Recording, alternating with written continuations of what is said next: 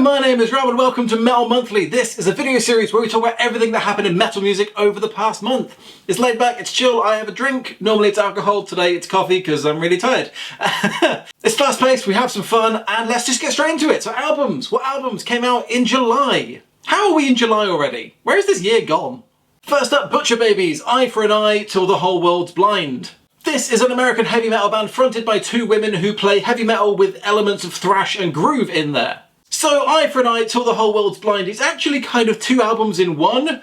Eye for an Eye is 6 tracks of their lighter stuff. It's more poppy, it's more fun, friendly, accessible music. Till the Whole World's Blind is, I think, 14 tracks of their much heavier style of music. That being said, Till the Whole World's Blind opens with a song that is basically a 1950s lounge singer, and their lighter stuff on Eye for an Eye is light. All the 6 tracks are light, but light is subjective. Sometimes it's very light, very much like pop music. Sometimes it's light heavy metal, which is still basically heavy metal. Overall, the album is fun and interesting, but I think that's the thing. It's interesting because they keep trying lots of different things in it. There isn't one set vibe throughout the whole album, which normally isn't that much of a problem, but if you're specifically dividing your album into 2 albums, and they've each got one specific style, it'd be good if you kind of stuck with one style throughout each of those. It doesn't really do that. All the songs are really good. It's very entertaining, heavy. Thrash metal especially is really good. And some of the weirder songs are really interesting, so I do recommend checking out, and just check out Butcher Babies in general. They're a really good band. Next up, The Raven Age with Blood Omen. This is the 3rd studio album by the heavy metal band formed of Dan Wright and George Harris. George Harris being the son of Iron Maiden's Steve Harris. So George followed in his father's footsteps, but that doesn't mean that this is Iron Maiden 2.0. If anything, it seems like he's trying to move away from that, especially with the Raven Age and Blood Omen. They definitely seem kind of edgy teenager things that you'd call your band. Is that just me? But it's a very good album, and there are similarities to Iron Maiden in there, not least that these are really good songs that I really enjoyed listening to. The riffs are memorable, the vocals are clean and at times slightly operatic, which is very Iron Maiden. Overall, this was a really good album. It didn't remind me of Iron Maiden, but it's got a vibe of that in there. It was really good. I'm going to be listening to these again, basically. Is this how regular people hold a cup of coffee? Why am I being weird?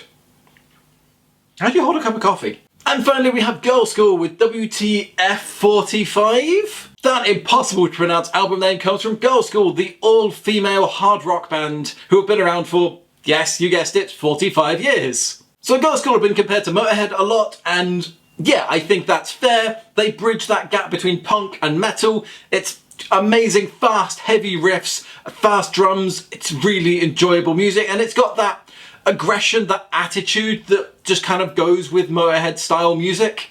So WTF45 is a really good, fun, hard rock album that borders on heavy metal at points. One of the songs, Are You Ready, is literally just about, are you ready to go out and have a good time, maybe through doing something illegal? It's that very enjoyable, gruff, hard rock music that, who doesn't enjoy that? Next up is Music Festival Explorer. This is my website where I talk about heavy metal, music festivals, things within that sphere. This month I finally managed to write my write-up of Download Festival 2023. If you want to read that, there's a link in the description. I'll talk about some of the bands I saw, just my general experience of the weekend. This month I will write a blog post. I've started one. I'm really finding it difficult to write at the minute, but I've got a good idea for a blog post. It's going to be up this month. Please keep checking my website. And finally, fun stories. What are the fun stories from last month? First off, Louder Sound did an interview this month with Slipknot drummer Jay Weinberg. He talked about a lot of stuff, including how punk rock drumming is more complicated than it seems. He talked about how he played drums in the E Street Band, which is Bruce Springsteen's backup band, and how he didn't know what Bruce Springsteen's opinion of Slipknot was, but that he's all about the music and having a good time, and that if Bruce Springsteen went to a Slipknot gig, he's pretty sure he'd have a good time. And he also talked about the amazing, infamous photo of him as a child at a Slipknot gig with Jim Root and him dressed as Corey Taylor, which is amazing because this is years before he even started drumming, let alone before he went and drummed in professional bands like Slipknot. It's such a good photo. It's a really good story behind it. There's a link in the description to that interview. You should check it out. And finally, we have a story of Green Jello. Yes, I know it's spelt with a Y, but it is pronounced Green Jello. They are an American comedy punk metal band thing. They are known for their songs Three Little Pigs and The Bear Song, which I discovered because it's on the Dumb and Dumber soundtrack. Anyway, they're a great fun band and they have announced some shows, but not as a band.